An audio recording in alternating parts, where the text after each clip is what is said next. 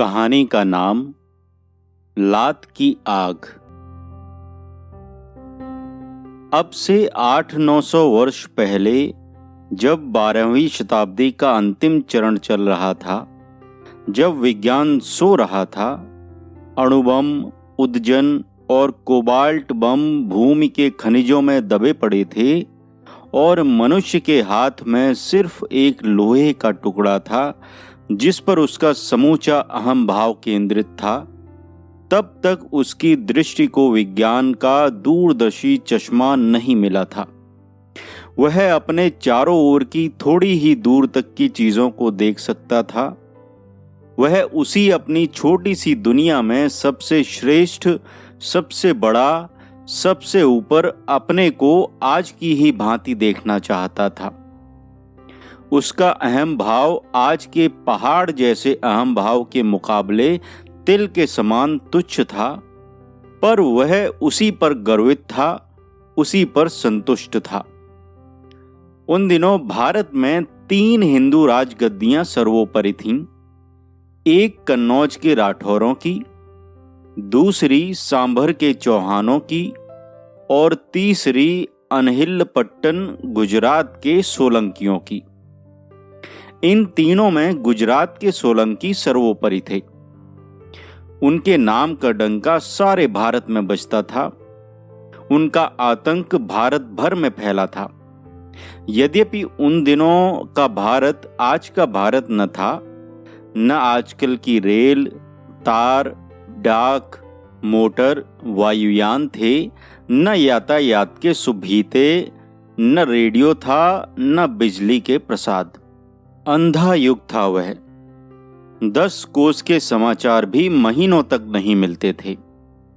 प्रत्येक राज्य अपने में, प्रत्येक नगर अपने में, प्रत्येक घर अपने में और प्रत्येक जन अपने में ही सीमित था। गुर्जरेश्वर सोलंकी सिद्धराज जयसिंह बड़े प्रतापी राजा थे। अपने भुजबल का उन्हें बड़ा घमंड था। वे पाटन में सब राजाओं में शीर्ष स्थानीय थे। उन्होंने बड़े बड़े पराक्रम किए। जूनागढ़ के राजा खगार को मारकर उसकी स्त्री का हरण किया। मालव के यशोवर्मा को मारकर उसकी खाल से अपनी तलवार की म्यान मढ़ी। सरस्वती तीर पर सिद्धपुर बसाया, रुद्र महालय की स्थापना की। परंतु जब मरे तब वे निस्संतान थे। उनके मरने पर उनके भाई त्रिभुवनपाल के छोटे कुमार कुमारपाल गद्दी पर बैठे। जिस समय कुमारपाल गद्दी पर बैठे, उस समय उनकी उम्र 50 साल को पार कर रही थी। अपने जीवन के 50 साल उन्होंने दर दर मारे फिरने में बिताए। उन्होंने बड़े दुख उठाए। सिद्धराज उनसे खुश थे और जब उन्होंने यह देखा कि यह मेरा उत्तराधिकारी होगा, तब वे उनकी जान के ग्राहक हो गए थे।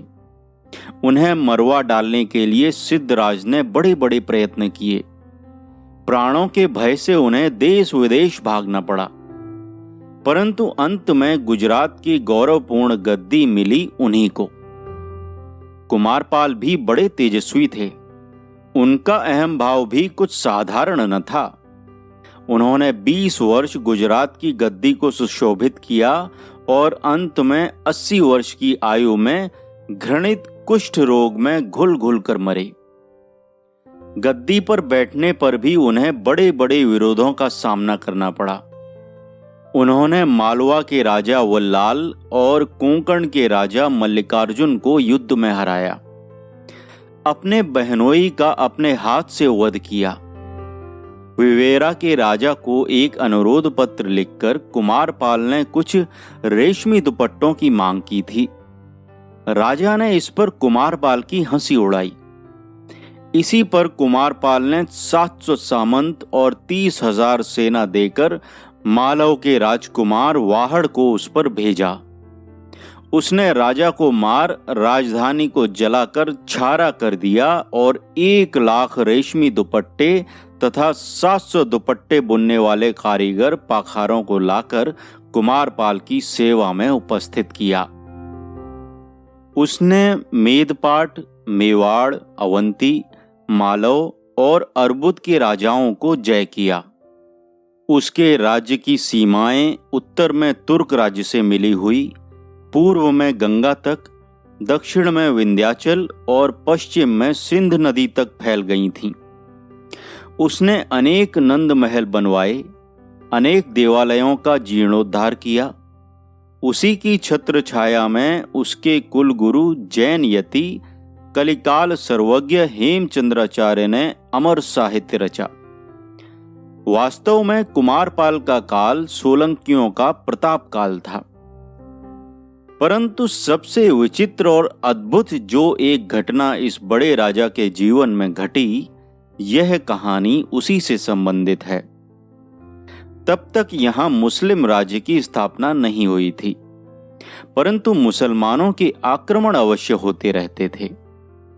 हिंदुओं के 3 प्रमुख राज्यों में सांबर के चौहानों का एक राज्य भी था, जिसके प्रतापी राजा अर्णोराज थे। अर्णोराज ने अजमेर के निकट मुस्लिम आक्रमणकारियों से भारी लोहा लिया था। इससे उनका यश दिग्दिगंत में फैल गया था। यह चौहान सांभर पति अर्णोराज गुर्जर महाराज कुमारपाल के बहनोई थे। कुमारपाल की बहन देवल देवी शाकंभरी नाथ अर्णोराज को ब्याही थी। उन दिनों गुजरात और राजपुताने के राजपूतों में एक रिवाज ऐसा था जो अति साधारण होने पर भी महत्व रखता था। गुजरात के राजपूत नंगा सिर रहने में कोई हानि नहीं समझते थे। वे घर में प्रायः नंगे सिर रहते थे, परंतु राजपुताने के राजपूत नंगे सिर रहना असभ्यता समझते थे। वे सदैव पाक सिर पर रखते थे और यदि कोई नंगा सिर उनके सम्मुख आए तो उसे अपने लिए अपमानजनक समझते थे।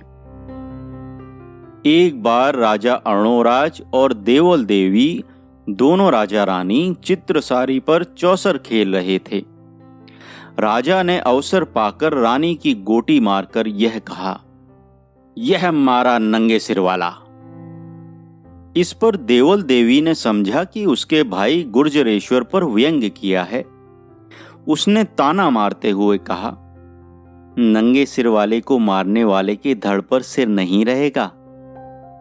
यह सुनते ही अर्णोराज क्रोध से सुलग उठे। उन्होंने रानी को लात मारकर कहा, जा जा, यह मेरी लात ही उस नंगे सिर पर है। देवल देवी भी बड़े बाप की बेटी थी।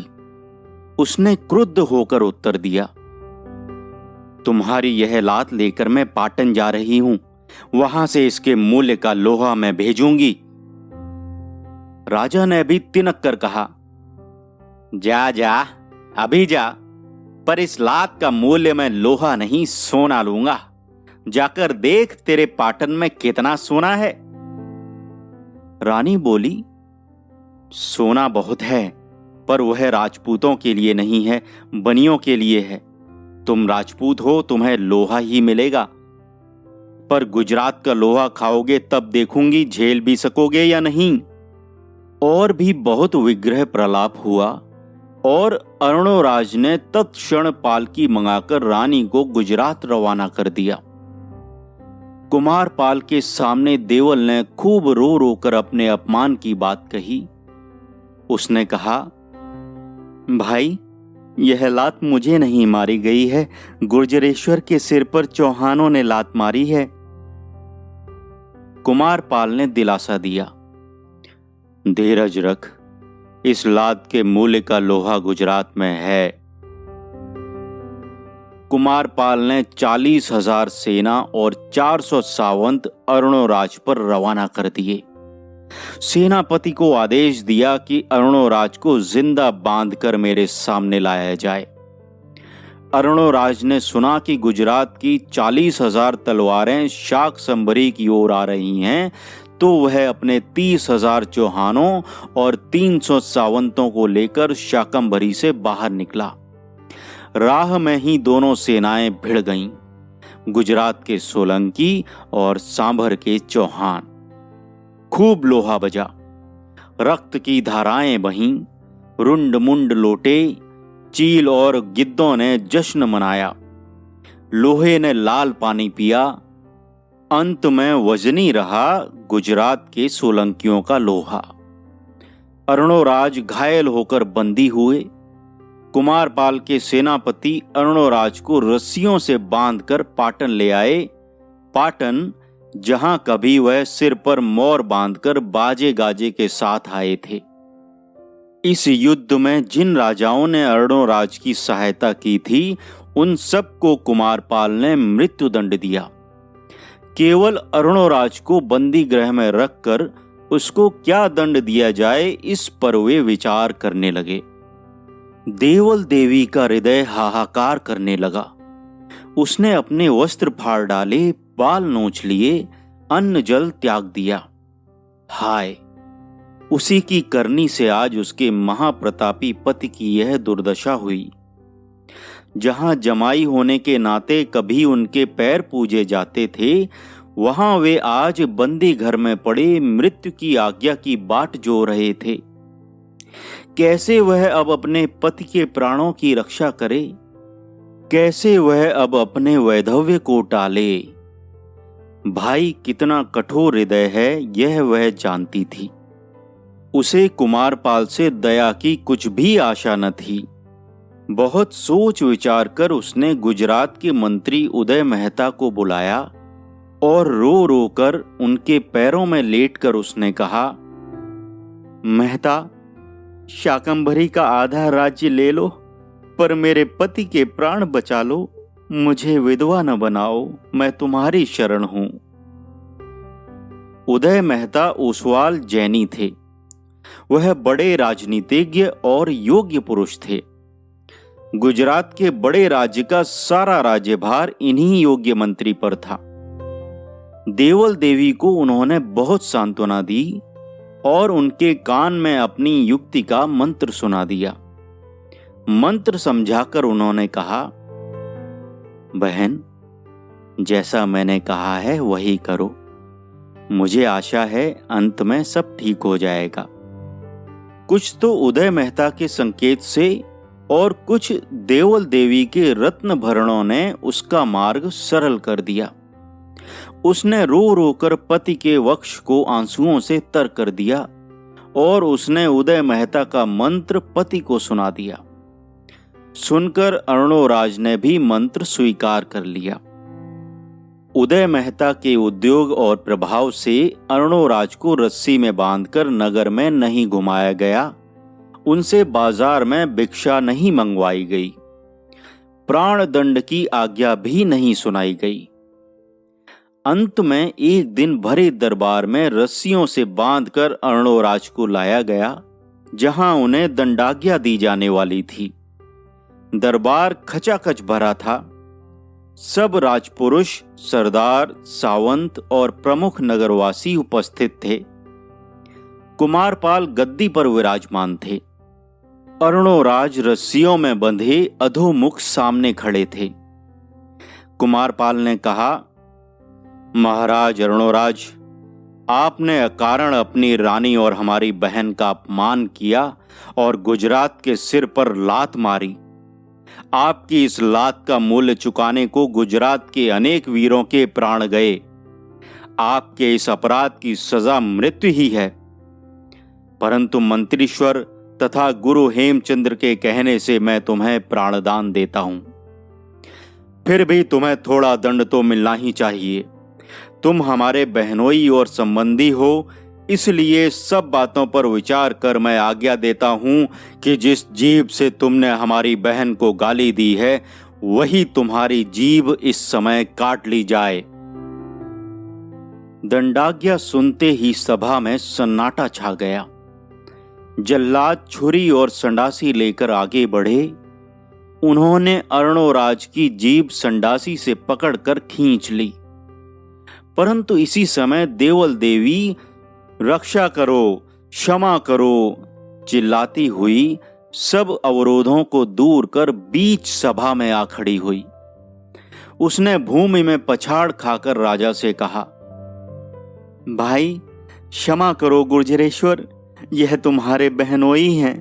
प्रतापी राजा अरुणोराज हैं। हे भाई, मैं तुम्हारी बहन हूं, दुखियारी बहन। निस्संदेह यह सब उदय मेहता का मंत्र था, परंतु बहन को इस प्रकार अंतःपुर से बाहर राजसभा में आकर विलाप करते देख गुर्जरेश्वर कुमारपाल ने कहा, बहन, तूने यहां आकर राजकुल की मर्यादा भंग की है। तू अंतःपुर में जा। राजाज्ञा हो चुकी, अब वह लौटाई नहीं जा सकती। किंतु देवल देवी क्रुद्ध होकर गरजी, क्यों नहीं लौटाई जा सकती? बहनोई को दंड देना न्याय नहीं है। भाई, तुम अपनी एक बहन को विधवा कर चुके हो, अब दूसरी को विधवा करोगे तो तुम्हारा यश डूब जाएगा। कुछ तो विचार करो गुर्जरेश्वर। परंतु कुमारपाल टस से मस न हुए। उन्होंने गंभीर स्वर में उत्तर दिया, राजाज्ञा हो चुकी। अरुणोराज, अपना दंड भोग। जल्लाद अभी भी उनकी जीभ को संडासी से पकड़े खड़ा था। अब उसकी छुरी जीभ की ओर बढ़ी, परंतु इसी समय कलिकाल सर्वज्ञ यति हेमचंद्राचार्य उठकर बोले, राजन, समर्थ पुरुष दंड देते हैं, पर जो उनसे भी अधिक समर्थ होते हैं वे क्षमा करते हैं। अरुणोराज को आपने शस्त्र से जीता, अब क्षमा से जीतिए और दोहरी विजय का कीर्ति लाभ लीजिए। गुरु के वचन सुनकर कुमारपाल ने अरुणोराज के बंधन खोलने की आज्ञा दी और कहा, अरुणोराज, गुरु की आज्ञा से और बहन के कहने से मैं तुम्हें क्षमा करता हूं। इसी समय देवल देवी ने पति के निकट जा कुछ संकेत किया। संकेत समझ अरुणोराज बोले, गुर्जरेश्वर, आपने मुझे बल से जय किया, इसका मुझ पर कुछ भी प्रभाव नहीं पड़ा, परंतु आपकी क्षमा ने मेरा हृदय बदल दिया है। आपने मुझे क्षमा दी है, इससे मैं भी आपको कुछ देना चाहता हूं। मैं संभरीपति अरुणोराज हूं, कुलशील और राज्य वैभव में आपके ही समान हूं। मैं चाहता हूं कि इस समय जो हमारे आपके बीच नए संबंध जुड़े हैं वे और दृढ़ हों। इसलिए मैं अपनी षोडशी पुत्री मीनल कुमारी आपको देता हूं, आप स्वीकार कीजिए। अरुणोराज के ये वचन सुन कुमारपाल गद्दी से उठ खड़े हुए। उन्होंने भुजाओं में भरकर अरुणोराज को अपनी छाती से लगाया, फिर बहनोई की भांति उनके कंठ में बांह डाल उन्हें महलों में ले चले। पाटन में धूमधाम, गाजे बाजे, गोट ज्योनार की रेल पेल हो गई। बहनोई अरुणोराज के स्वागत सत्कार के उपलक्ष्य में भी और अरुणोराज की पुत्री के कुमारपाल के साथ शुभ विवाह के उपलक्ष्य में भी। कहानी का नाम लात की आग। कहानीकार आचार्य चतुरसेन शास्त्री जी। वाचनकर्ता अमित पांडे।